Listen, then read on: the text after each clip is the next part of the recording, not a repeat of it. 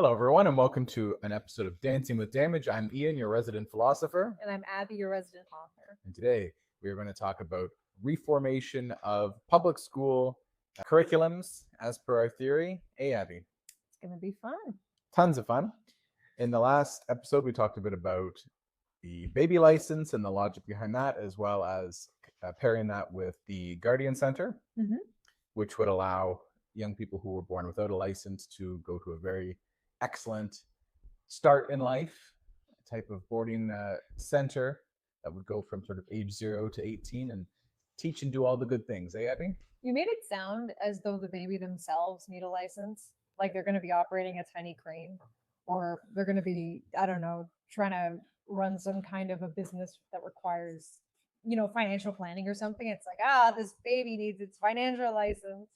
But joking aside, essentially what we were proposing is that you need a license to be a hairdresser. You need a license to operate a vehicle.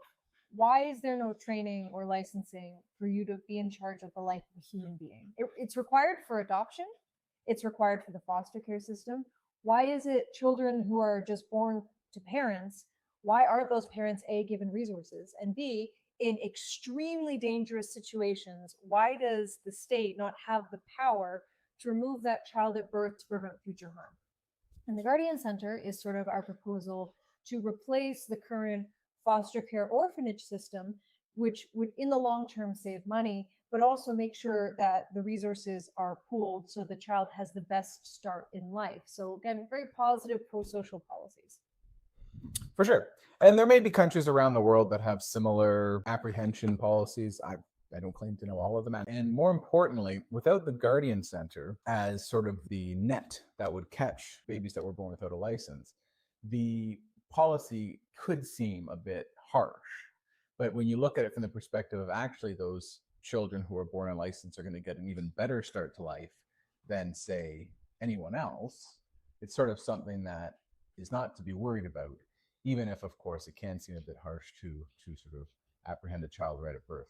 That actually reminds me, so we haven't gotten into it yet, and if you happen to have picked up a copy of the Social Blueprint for yourself and you've read ahead, I know I have.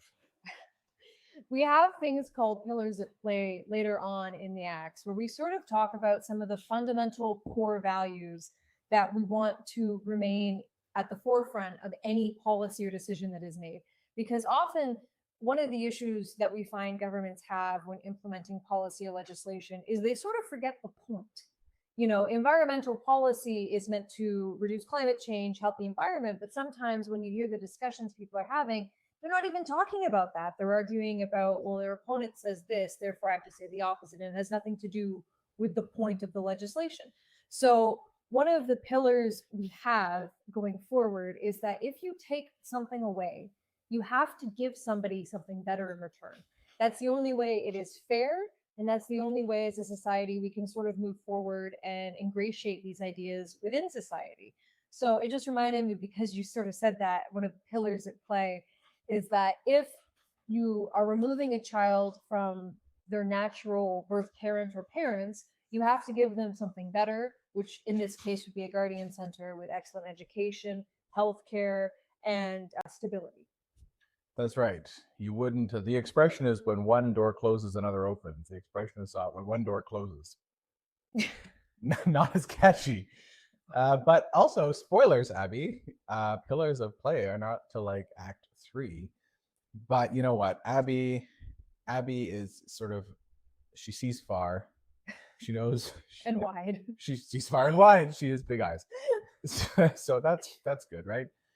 Abby, what is a good spoiler? What is a spoiler you're glad that happened in your life? What do you mean? Well, for example, I've got Harry Potter on the brain. We talked about it last episode, so there's some spoilers in Harry Potter. That would you, if you could go back in time, would you want to know that Snape kills Dumbledore, for example? No, I would not want to know that. See, I love reading. And when it comes to books, I have equal impulses to A, skip ahead to the end and see if a character does X, Y, and Z, just to allay my worry or suspicions. But at the same time, I do like being surprised, because once the ending is spoiled, you have less motivation to get there. So I simultaneously sort of want to know spoilers, but I can't allow myself to know spoilers. Actually, I mentioned before, we went on a trip to Nunavut to hike the Akshak Pass because we're crazy. And Ian bought me a Kindle so I could read on the trip to lure me to the Arctic tundra. I actually put it on a string and just dragged it. Nunavut is a place in northern Canada. I think I said that. We said that. Yeah, there's no trees. I don't know if you knew this. I'm literally a teacher in northern Canada, and it took me to 3 years ago to find out that there are places in Canada that are so far above the equator and into the Arctic Circle that trees cannot grow. I didn't know that. It was so surreal to be somewhere that had mosquitoes, a lot of mosquitoes and spiders, and quicksand, but no trees. So Ian, the point I'm trying to make is Ian bought me a Kindle, and I found it did help a little bit because it's very hard on a Kindle to just flip ahead. In the physical book, you can flip pages pretty easily and sort of look for keywords.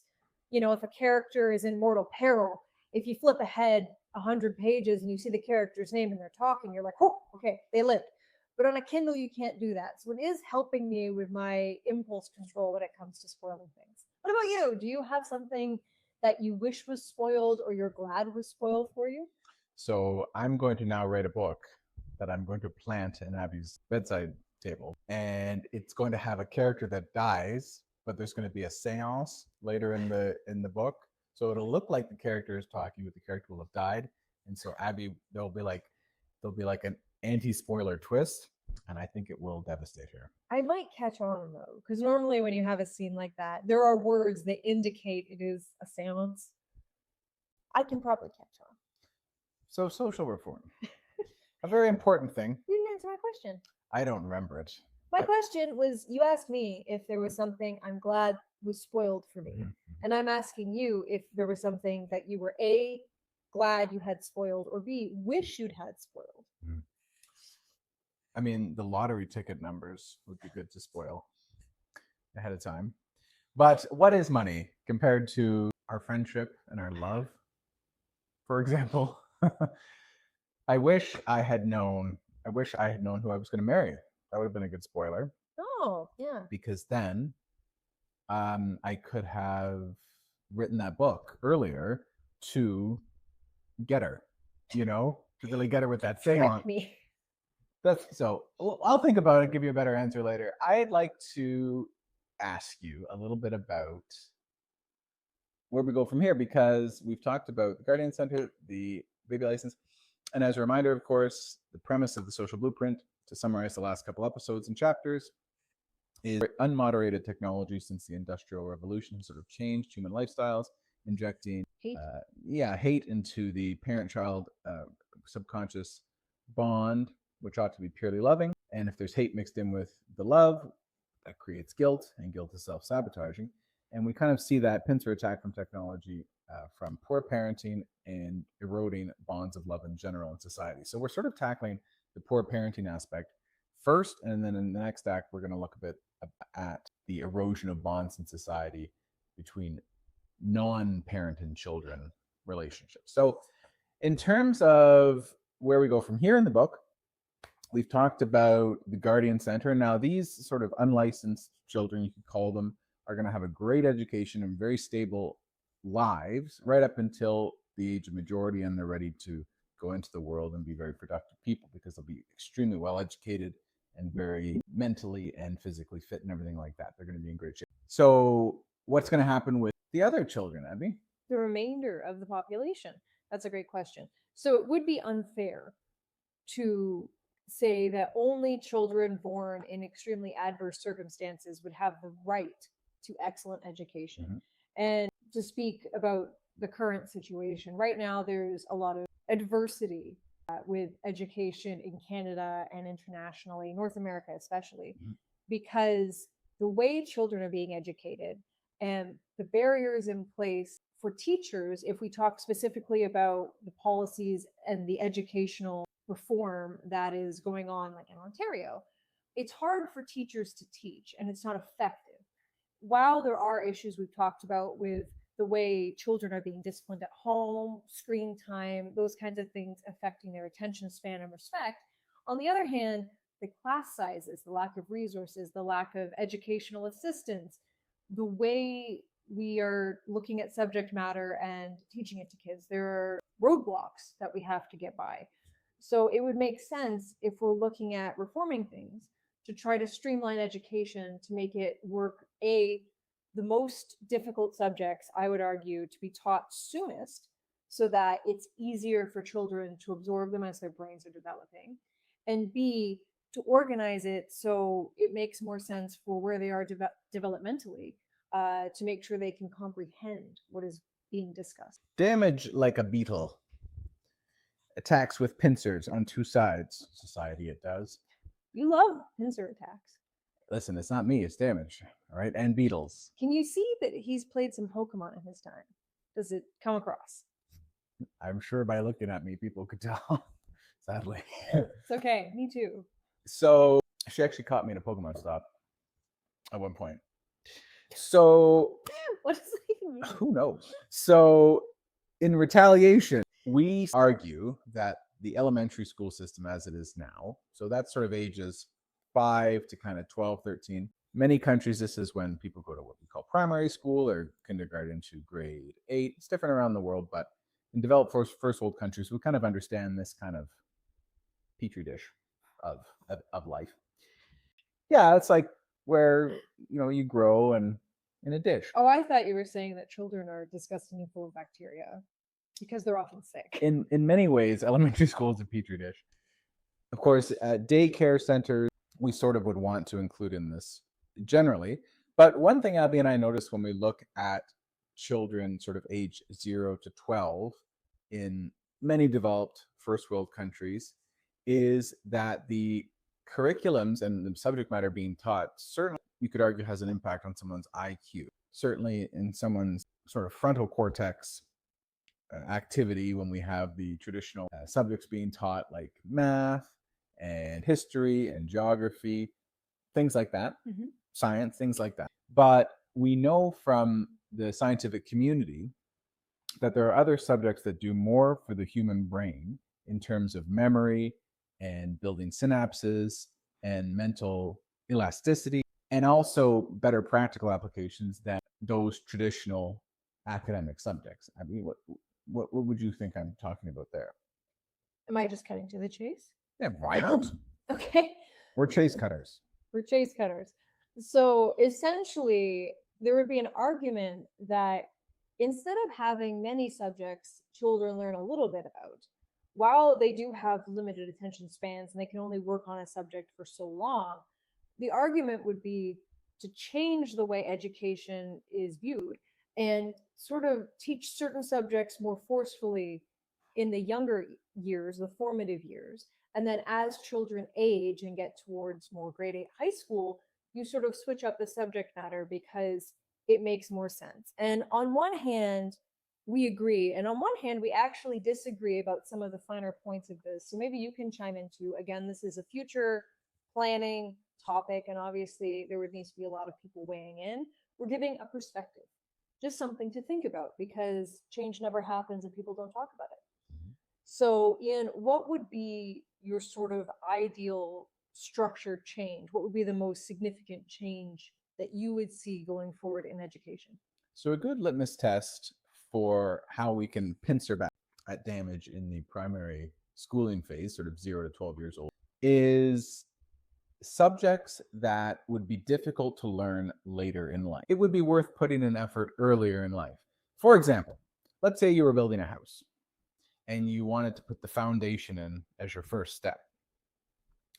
Because after you put the foundation in properly, then you can build everything else on top of it. So you can frame the walls, and then the roof can be strong, and then you can have a great house.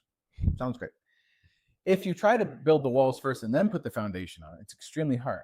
In the same way, there are some subjects that are so hard to insert later into the brain, and yet they form the bedrock for all other learning because they're what are called global brain activities that sort of engage many, many spheres of the brain and not just individual ones. So I'm talking about music specifically, music and any musical instrument you can think of.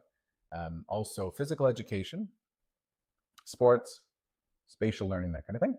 And also included in that is outdoorsmanship. Mhm. So going into nature and learning about that and being active in nature. And also languages. For example, in Canada, it's unfortunate, but we don't have multilingualism that's as strong in some places like Switzerland.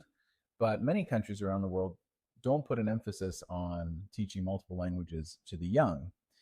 And again, the bedrock of my argument is A, parents want the best for their children. The parents who are packing these kids' lunches and sending them off to school want the child to experience the best education possible. And the hard truth of it is the best education requires some heavy lifting for the brain. Mhm. It's not easy.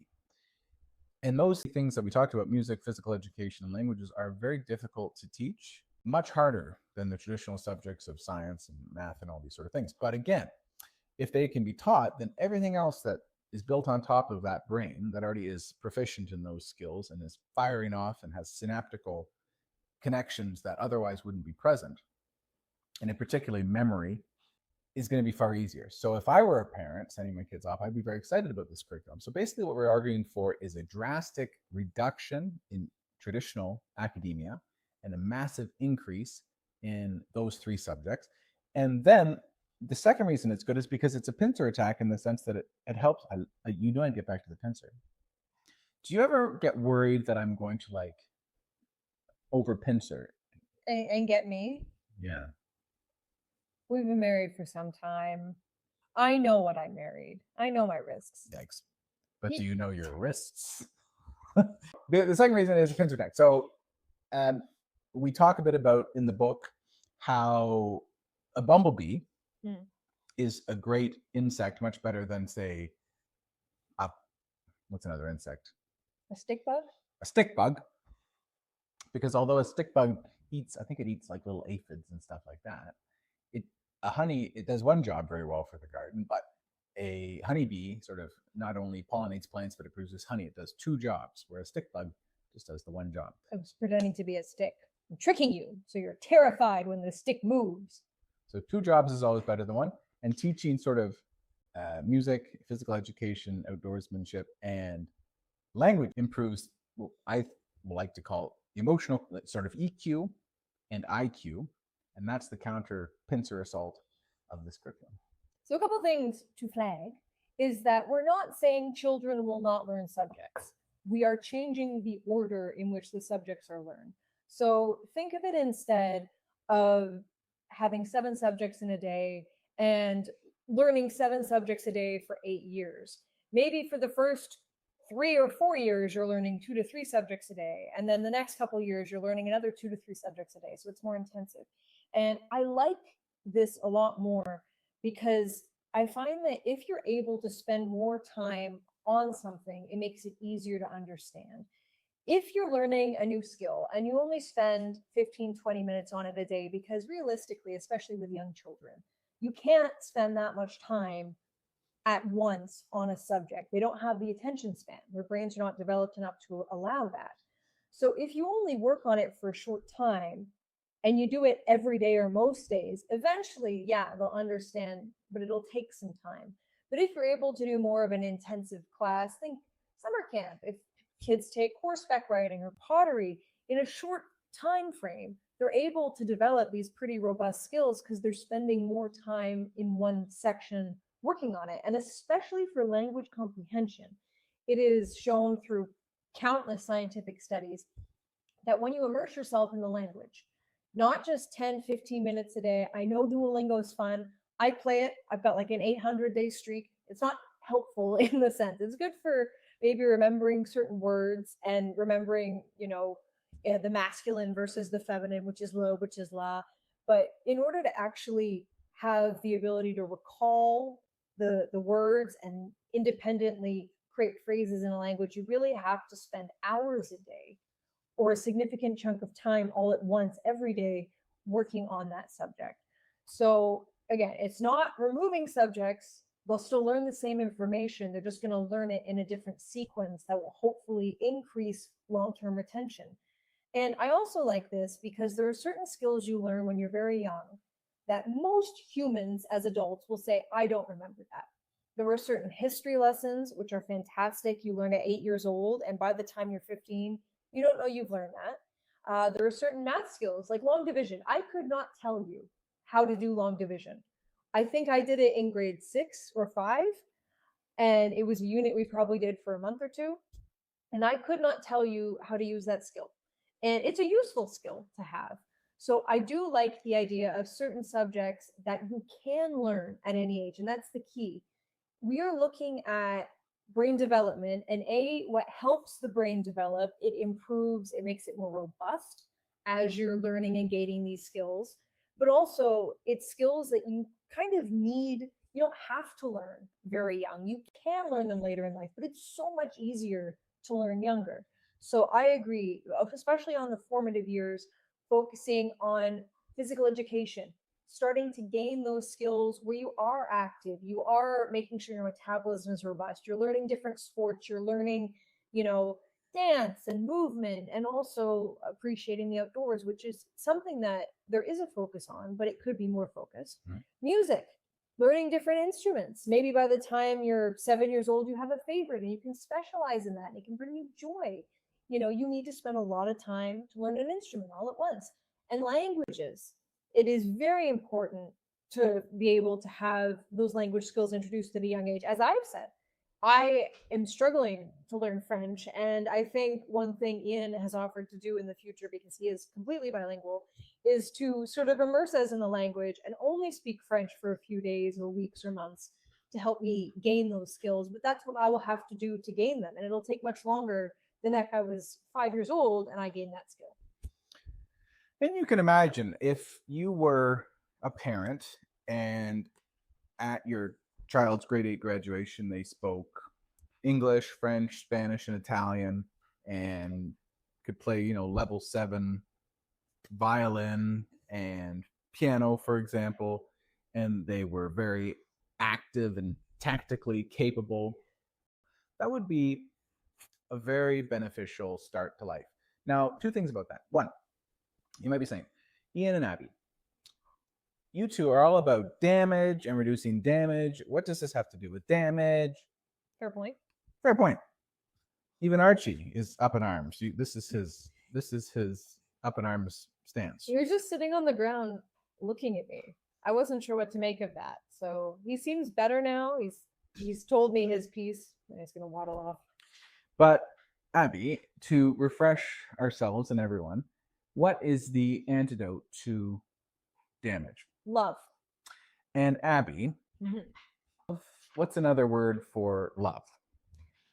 Short-term sacrifice for a long-term gain. So arguably, teaching a difficult skill to a child shows immense love to the child, because it's not easy to learn and it's not easy to teach when it's hard to learn, because there's a lot of resistance there, especially from young people. I want to look smart and ask you the questions. And Abby, do you think it's more work intensive for a teacher to teach difficult one-on-one skills like music, language, and physical activity, or sort of doing a broad lesson of, for example, science on a whiteboard for students? Oh, I should think about this. I haven't answered this question before. Well, I know you already did, but I kind of like my question. I got excited. My question style. It is more difficult to teach, and also I think for things like science can be so fun. Mm-hmm. I remember in high school I had a professor, and he was a little eccentric, and I forget what elements he was playing with, but he had him in a test tube, and he was like, if I combine them, fire will happen, and he did it incorrectly, and a pillar of fire came up from the test tube and hit the ceiling. And I went back to teach at the same school 10 years later or whatever, and the fire mark was still there. I checked. So that was a fun moment for me, the danger mixed with the science. But things like science are so interesting and fun. You'd want to be older so you can sort of retain and utilize the information you're being given. It's more tactile. Indeed. And so, yeah, here's a spoiler.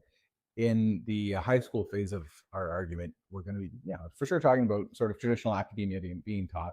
But what I'm getting at is the child, the 0 to 12-year-old child, recognizes when a sacrifice is being shown to them, you might say.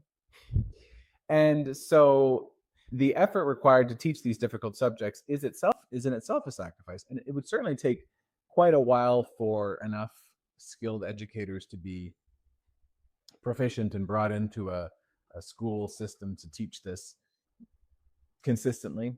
And definitely there would have to be some logistical changes. Like, you can imagine trying to teach a room full of kids who each have an instrument, how noisy that would be. You'd certainly have to have different setups and things like that.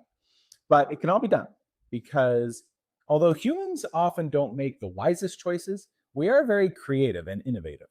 And so there's always a way to get to point A to point B. It's just that humans generally are so bad at picking what point B is, we end up getting ourselves into more and more trouble. So don't worry about the logistics of it.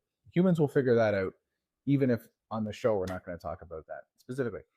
So that's the first thing I want to, you might be saying, Ian, how does it help damage? Well, the educators are going to be showing sacrifice every day by teaching these difficult lessons, and that in turn reduces damage.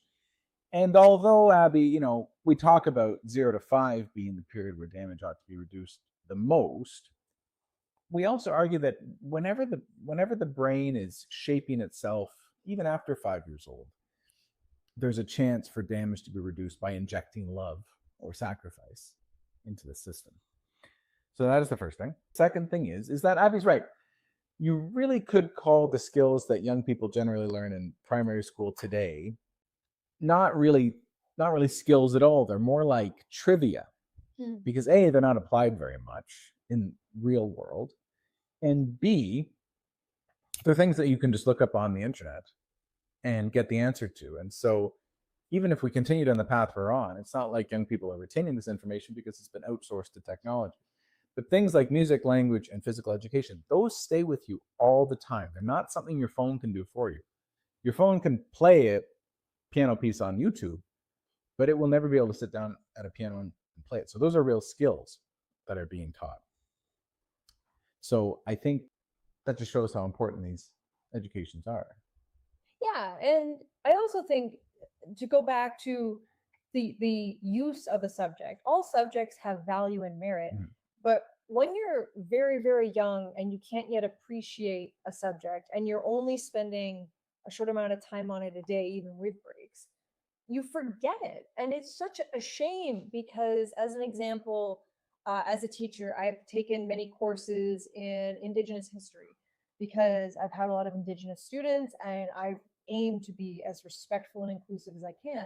And there's so much about Indigenous history that is taught in schools, but it is taught so young and in a way that people often forget it. And then you get into high school, and sometimes you can take an Indigenous history class, and it's like you're learning it for the first time. And it's such a shame. And the thing is, you can also incorporate this worldly information into other subjects. It's something teachers have to skillfully do all the time, where you can teach multiple subjects at once. So, having things like outdoor education and music and language is the core. You can have a musical festival celebrating a certain culture. You can use your French, German, Italian language skills to discuss political events and history and science if you want to.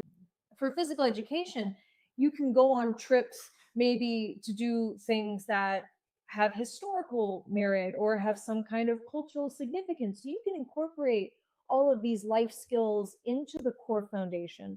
And then once a student has reached sort of the next phase or the next step in their educational journey, where their brain is more developed and they have these core skills, you revisit all of these beautiful, important subjects that you want people to retain and use in their life.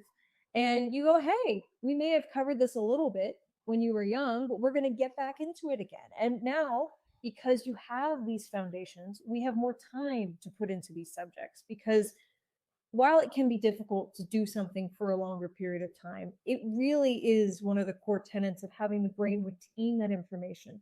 As an example, I was a drama kid. I know, shocking. And I loved it. And we used to meet 3, 4 times a week to practice a play. And for 2 or 3 weeks, that's all we would do. And we would spend, 2, 3 hours after school just running lines, practicing lines. But the thing is, we retained it. And I retained the words that we spoke in those plays more than I did at the subjects I learned that day. And it's only because of the sheer volume of practicing and forcing yourself to retain it because you're focusing on it so intently. And it really is a disservice not to allow students that opportunity, because I can still quote half of Hamlet, which is not arguably a useful skill, but I don't remember the periodic table of elements. I can't remember all of them. I don't remember all the atomic weights, and that is a very useful skill. And I'm not yelling or saying anything wrong with Hamlet. Hamlet, love Shakespeare. We talk about it all day. But the point is, it's important to not only teach a subject, but teach it in a way that is useful to somebody's life. And right now, I would argue that the way we teach them is full of good intention, but it is not practical. So I do like this idea. So to sum up, let's think about a computer. So you go to the store, you buy a computer, and you have some that have really good RAM and processing speed and all these fancy things. Or if you have a computer that doesn't have those fancy things. If you try and put a program on the computers to run the programs to do something useful, you'll find that the one that has good basics is going to run the program easily and be able to do it. And the other computer that doesn't have those basics can't run it quite as easily. Well, these subjects are like building up the academic potential of a young person so that later on when they learn the subjects that are like the programs you want to run in them, like engineering or whatever they do for their whole life, they're going to run really well. So in a nutshell, we're arguing for a revamp of the 0 to 12 curriculum for young people who are born licensed. Remember, in our theory, we already have a stream of, it's the vast minority, but a stream of young people who are going through the Guardian Centers, receiving a similar education, by the way, focusing on music and physical education. Yes, so the education system should be the same for both groups of children. It's just we feel we have to specify A, what the revamp is, and B, that it's not just for one over the other. It's for everybody. It's just in the Guardian Centers. It's specifically part of the purpose of the Guardian Center, whereas the educational system publicly and they would also be adopting these practices. There you go. So thanks a lot for sticking around, and we're going to talk next episode about changes that we argue for in the high school phase of life. Things I wish I could have experienced, both as a high school teacher and as a high school student. Coming at you from Dancing with Damage. Have a great day.